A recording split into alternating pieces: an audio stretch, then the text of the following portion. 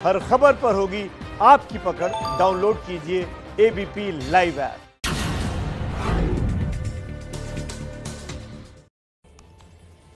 संविधान की शपथ जारी है, देश की पुकार, बदला लो सरकार। जहां इस चर्चा को हमने छोड़ा था, कांग्रेस की तरफ से जो सवाल पूछा जा रहा है मोदी सरकार से, क्या 20 शहादत के लिए सरकार की चूक जिम्मेदार है, इस पर मैं जवाब दूंगी। लेकिन उससे पहले मुझे लगता है जनरल बख्शी को आना चाहिए। और जनरल बख्शी, आज भी चीन का विदेश मंत्रालय सुबह में प्रेस कॉन्फ्रेंस करके दुनिया को यह कहता है कि साहब ये एलएसी पर जिस जगह झड़प हुई है ना, वो दरअसल चीन की जमीन है। और अभी खबर हम ये बताते हैं देश को कि साहब जो विदेश मंत्री है भारत और चीन के, उनमें आपस में फोन पर बात हुई है और फेयर तरीके से मामले को सुलझाने की सहमति बनी है। इस पर भरोसा किस तरीके से कर लिया जाए जनरल बख्शी, चीन की चालबाजियों को देखते हुए?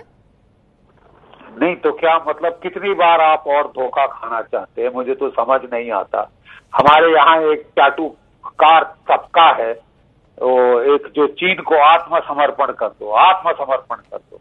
ऑक्साइड चीन हमारा है, वो दरकनार। आप तो अब वो गालवान में घुस गया, गालवान उसका है, और शांति से बात करो, शांति से बात करो। अरे साहब, हमारे जो है उन्होंने एक कर्नल और जो 20 जवान शहीद कर दिए, 3-4 अभी और घायल हैं बहुत ज्यादा। वो बेचारे अगर नहीं बच पाए तो ये आपका ये बढ़ेगा, ये जो ये नंबर है, कितनी कुर्बानियां आप देंगे। और ये हमने नहीं शुरू किया, उसने शुरू किया है जी। आपको इसका जवाब देना होगा जी। You will have to answer for this.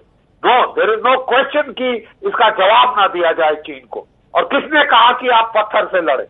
हाँ, मतलब हम जो 73 अरब डॉलर पर साल जो हम खर्चा करते हैं डिफेंस पर, वो इसलिए कि जब जरूरत पड़े तो सिवाय लाठी, तार, पत्थर, उसके आगे हम जा नहीं सकते क्या? किसने कहा कि अगर चीन वो कर रहा है तो हम भी बिल्कुल उसी शैली में जवाब दें? सर, मैंने इसीलिए ये सवाल पूछा। आपने बहुत बढ़िया तरीके से ये जवाब दिया। मुझे लगता है जनरल कक्कड़ को भी आना चाहिए। उसके बाद मैं कर्नल दानवीर के पास आऊंगी। कुछ गड़बड़ी हो गई है, पहले कर्नल दानवीर के पास चलते हैं। कर्नल दानवीर, चीन जिस तरीके की चालबाजियां कर रहा है, जिस तरीके से धोखा गालवान में चीन ने ऑलरेडी हमें दिया है, अब हम फिर से चीन से फोन पर बात कर रहे हैं, फेयर तरीके से मामले को सुलझाने की सहमति बना रहे हैं। सर, ये मुझे समझ में नहीं आ रहा है। अगर आपको आ रहा है तो प्लीज देश को समझाइए। हाँ, ये वाकई ये कुछ समझ में नहीं आ रहा है और इसका कोई मतलब नहीं बनता है। आप किस बात के लिए बातचीत कर रहे हैं? आपके लोग भी मर गए और आप फोन कर रहे हैं। आप क्यों कर रहे हैं फोन? आप फोन कर रहे हैं और उनका जो प्रवक्ता है वो कह रहा है कि हिंदुस्तान ने घुसपैठ करी है, वो इलाका हमारा है, तो वो इलाके पे अपना कब्जा बनाने की बात कर रहा है। वो आपको शांति का पैगाम देता है 20 लोग मारकर, और आप यहां से फोन कर रहे हैं। ये क्या बात हुई? ये कोई लॉजिक नहीं है। क्या आपने आत्मसमर्पण कर दिया? क्या आप कमजोर हैं? ये ड्रामा तो हम कब से देखते आए थे।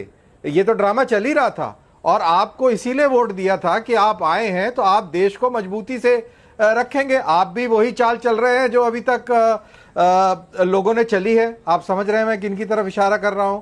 तो फिर क्या फायदा हुआ? आप में और उनमें कोई फायदा ही नहीं हुआ। सेना तो तब भी यही कहती थी, अब भी यही कहती है कि सेना काफी सक्षम है, सेना मजबूत है। आप अपना हौसला पकड़िए, आप अपना दिल मजबूत करिए और निर्णय कीजिए, आपके ऊपर है। ये पहले भी कहते रहे। तो एक हमारे विदेश मंत्री थे, इसी इलाके के अंदर घुसपैठ हुई थी तो उन्होंने बोला कि एक खूबसूरत कन्या के गाल पर जैसे एक मुहासा हो जाता है, ये वो है। तो वो मुहासे का वो सिमिली देने लग गए थे।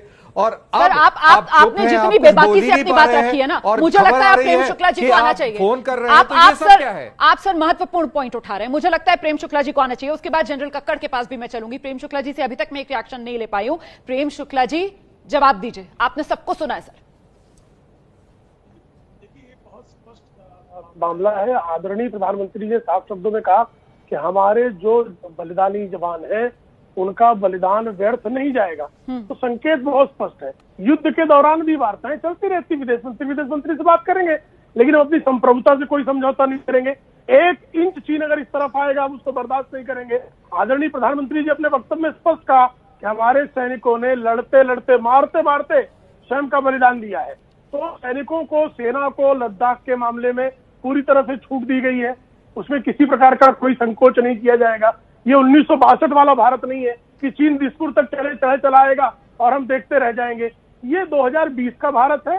चीन एक कदम आगे बढ़ेगा, हम उसके कदम वहीं रोकेंगे, उसको पीछे फेंकेंगे। ये भारत का संकल्प है और इस संकल्प को आदरणीय प्रधानमंत्री जी ने स्पष्ट शब्दों में व्यक्त किया है। ठीक है, तो जनरल कक्कड़, जिस तरीके से प्रधानमंत्री ने स्पष्ट शब्दों में अपनी बात कह दी है, क्या चीन के साथ यहां से आने वाले समय में युद्ध की तरफ भारत बढ़ता हुआ नजर आ रहा है? आपका असेसमेंट क्या है सर, मैं ये जानना चाह रही हूं। मैडम, युद्ध की बात वही करता है जिसने कभी आगे पूरा क्लियर सोचा नहीं है। युद्ध is always the last stage. There is diplomatic, there is presently dialogue, there is economic action. जब सब फेल होता है then you go to war. Do you, I mean nobody wants to break a national economy और nation को 10 साल पीछे लाओ। Presently you are holding. अगर बात नहीं मानी जाती, अगर बात कंट्रोल पे नहीं आती और अगर चाइना नहीं सुनता, ultimately then there will be a localized war, all out war from Ladakh all the way to Arunachal। ये इतने आसान ना चीन के लिए है ना हमारे लिए है। अगर कुछ होना है it will be localised action, और वो वॉर के लिहाज से उसमें काफी फर्क है टर्मिनोलॉजी में। पर पहले हमेशा हर देश के साथ ये कोशिश होती है, चाहे वो पाकिस्तान हो जब मोदी जी गए थे नवाज शरीफ को मिलने के लिए, या चाहे चाइना हो, कोशिश हमेशा होती है रिजॉल्व डिफरेंसेस डायलॉग से। उसके अलावा आपके दूसरे प्रेशर्स है। फाइनली जब कुछ चला नहीं और एक्शन जब बढ़ता है then it is localised operation. कोई ऑल आउट वॉर जो अक्रॉस द फ्रंटियर है नहीं चाहता। ये महत्वपूर्ण बात सर आप कह रहे हैं यहां पर। ऐसे में मुझे लगता है अखिलेश जी को आना चाहिए, वो बहुत देर से आना चाह रहे हैं इस चर्चा में। और अखिलेश जी, क्या इन हालात में विपक्ष सिर्फ और सिर्फ फिर उकसाने की भूमिका निभा रहा है क्या, कि बदला लो, चुप क्यों हो, बोल क्यों नहीं रहे? सर रणनीतिक मुद्दे हैं, स्ट्रेटेजिकली बातचीत होगी। कौन कह रहा है कि बदला लो? बदला सिर्फ युद्ध नहीं होता है। देखिए, बात दरअसल में ये है कि आज हमारे दोनों विदेश मंत्रियों ने बात की। आज क्यों की? 30 दिन, 20 दिन, 40 दिन, 25 दिन पहले क्यों नहीं की? जब सेनाएं के इनपुट आ रहे थे, जब रिपोर्टें आ रही थी, तो हमारी सरकार ने जो और तरीके होते हैं वो क्यों नहीं अडॉप्ट किए? कृष्ण ने भी कहा है कि जब सारे दरवाजे विकल्प बंद हो जाते हैं तब युद्ध होता है। हम इतना बड़ा दुनिया का मार्केट है, हमारे यहाँ हर कोई अपना सामान बेच के जाता है, पैसे कमा के जाता है। हमारे पास वो इतनी बड़ी ताकत है, उस ताकत का हमने प्रयोग क्यों नहीं किया? आज हमने कहना नहीं चाहिए। मोदी जी आए हैं, आप एक देश बताइए जो भारत का अभिन्न मित्रों में जिसकी गिनती होती हो। नेपाल तक हमें आंख दिखा रहा है, सारे मित्रों को दूर कर दिया, सारे मित्र राष्ट्रों को। जो छल रहा है, आपने 2 बार 3 बार शब्द प्रयोग किया है, चालाकी और धोखा। चीन को सबको पता है कर रहा था पिछले 6 सालों से, लेकिन हम इसको दूध पिलाए जा रहे थे, इसको आर्थिक रूप से और मजबूत करते जा रहे थे, इसके लिए पलक पौड़े बिछाए बैठे थे। आज भी युद्ध की बात सिर्फ नहीं है, तमाम तरीके हैं। सर आप जो बात कह रहे हैं, आप जिस तरीके के आरोप लगा रहे हैं, मुझे लगता है मैं इससे पहले बीजेपी के पास जाऊं, मुझे रक्षा एक्सपर्ट्स के पास चलना चाहिए। और मैं लाना चाहती हूं यहाँ पर जनरल बख्शी को भी, कर्नल दानवीर को भी। जनरल बख्शी, कर्नल दानवीर, मैं आप दोनों से समझना चाहती हूं सर कि क्या मोदी सरकार के ये 6 साल और उससे पहले के सरकारें जो रही हैं उनमें किसी तरीके का बदलाव हुआ क्या हमारा चीन के साथ नीति को लेकर? क्या अभी हम चीन के साथ ज्यादा गलबैया कर रहे थे मोदी की सरकार के दौरान? उससे पहले क्या हम चीन के साथ अलग तरीके का रवैया अपनाए हुए थे? जनरल बख्शी, प्लीज रिस्पॉन्ड, जिस तरीके के आरोप कांग्रेस की तरफ से लगाए जा रहे हैं। देखिए, 1987 में सुंदराम छूम का इंसिडेंट हुआ था। हमने बड़ा तगड़ा उस वक्त जो सैनिक रिस्पांस दिया था, जिससे चीन हिल गया था। अगले साल राजीव गांधी जी गए थे बेजिंग, वो जाके डेंग जाओपिंग से मिले थे, 1 किलोमीटर उनको चलवाया बेचारों को उसने मिलने के लिए, और बड़ा लंबा हैंडशेक किया, और फिर peace and tranquillity accord sign किया।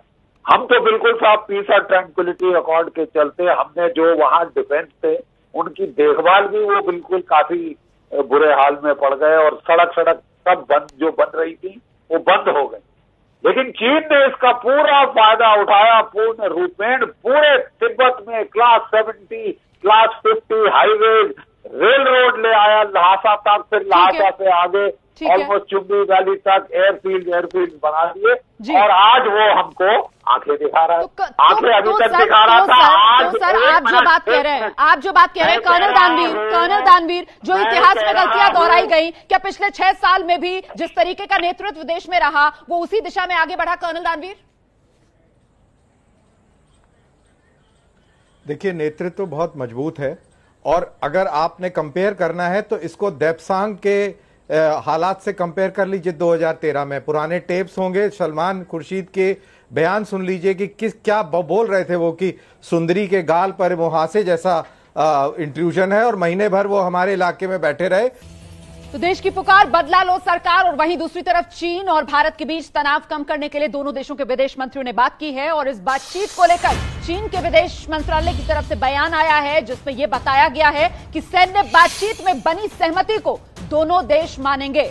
हम सीधे रुख करते हैं, मेरे साथ मेरे सहयोगी प्रणय उपाध्याय मौजूद हैं। प्रणय, दरअसल दिक्कत तो यही थी कि जो सैन्य बातचीत में सहमति बनी थी उसे चीन ने नहीं माना था, तो अब क्या माना जाए जब ये बयान आ गया है? चीन के तेवर नरम पड़ रहे हैं। बिल्कुल रोमाना, मानना तो फिलहाल यही चाहिए कि चीन भी इस मामले को नहीं चाहता है कि ये मामला आगे बढ़े, और इसीलिए दोनों देशों के विदेश मंत्रियों के बीच में जो बातचीत हुई है उस बातचीत के अंदर इसी चीज को लेकर सहमति बनी है कि दोनों देश संयुक्त रूप से इस बात की कोशिश करेंगे कि जो घटनाक्रम हुआ है गलवान घाटी के अंदर, उसके अंदर स्थिति जो है वो और आगे तनावपूर्ण न हो, सिचुएशन को नियंत्रण में रखा जाए ग्राउंड के अंदर भी, और शांति बहाली की जाए वहां पर, कि जो भी प्रयास हो सकते हैं इसके लिए वो किए जाएं, और संयुक्त रूप से दोनों सेनाएं इस चीज का पालन करें कि जो भी सैन्य कमांडरों के बीच में सहमति बनी है और जो दोनों देशों के बीच में जो मैकेनिज्म है, जो सहमति का तंत्र बनाया गया था, उसको पालन किया जाए और उसके आधार पर ही आगे बढ़ा जाए। आप बड़ी जानकारी दे रहे हैं। अब मैं एक बार जल्दी से अपने मेहमानों का रुख कर लेती हूं। तो जनरल कक्कड़, यहां पर तो ऐसा लग रहा है कि मामला बातचीत से कुछ संभलता हुआ दिख रहा है। सर, बातचीत हमेशा एक बीच में स्टेप होता है। अगर बातचीत से मामला नहीं सुधरेगा तब अगला कदम है, और आपके पास अभी तक ये खबर आई नहीं है, पर सोशल मीडिया में खबर घूम रही है कि छुट्टी काफी फौजी यूनिट्स की काफी लोगों की छुट्टी कैंसिल की गई है। तो साइमल्टेनियसली जब बातचीत कर रहे हो, आप आगे के अगले कदम के साथ साथ भी उसकी तैयारी कर रहे हो, तो ये सब साथ साथ चलते हैं। अगर बातचीत से सुधर जाएगा तो अपने आप वहीं पे आंसर आ जाएगा, अगर नहीं सुधरेगा तो अगले कदम के लिए आप तैयार हो। आपको तैयारी बड़ी इंपॉर्टेंट बात की सर, कि देखिए ऐसे मौके पर सिर्फ प्लान ए नहीं, प्लान बी, प्लान सी, हर तैयारी, पूरी तैयारी। लेकिन कर्नल दानवीर, मेरा सवाल अब आपसे यह है सर कि अब चीन पर किस स्तर पर आकर भरोसा किया जाए? हाँ, देखिए, चीन पर बिल्कुल भरोसा ऐसे नहीं करना चाहिए। आपको मैं एक बार फिर याद दिला दूं कि किस प्रकार से 13 तारीख को हमारे चीफ ने देहरादून में कहा था कि डिसएंगेजमेंट शुरू हो गया है, दोनों तरफ से फौजें वापस हो रही हैं और मामला जल्द जल्द सुलझ जाएगा, और ये बात को 72 घंटे नहीं हुए तब तक हमारे 20 सैनिक शहीद हो गए। तो चाइना की बात को मानना ये बिल्कुल गलती होगी। चाइना की बातों में आके और उसके जाल में फंसना ये बिल्कुल बचपना और अहमकपना हो जाएगा। मेरे ख्याल से हमें बिल्कुल सतर्क रहना पड़ेगा और अपनी तैयारी जारी रखनी पड़ेगी। ठीक है सर, मैं छोटे से ब्रेक के लिए यहां पर रुक रही हूं। सतर्क रहना होगा, तैयारी पूरी रखनी होगी, और एक एक शहादत का हिसाब भी तो लेना है। संविधान की शपथ देख रहे थे आप। देश की पुकार, बदला लो सरकार, इस मुद्दे पर आज हमने चर्चा की, और इस चर्चा के बाद देखिए मेरी राय बहुत साफ है। युद्ध जो है वो किसी भी समस्या का पूर्ण समाधान हो नहीं सकता। ऐसे में चीन से बातचीत ठीक, लेकिन चीन पर आंख मूंद कर भरोसा करना ठीक नहीं है।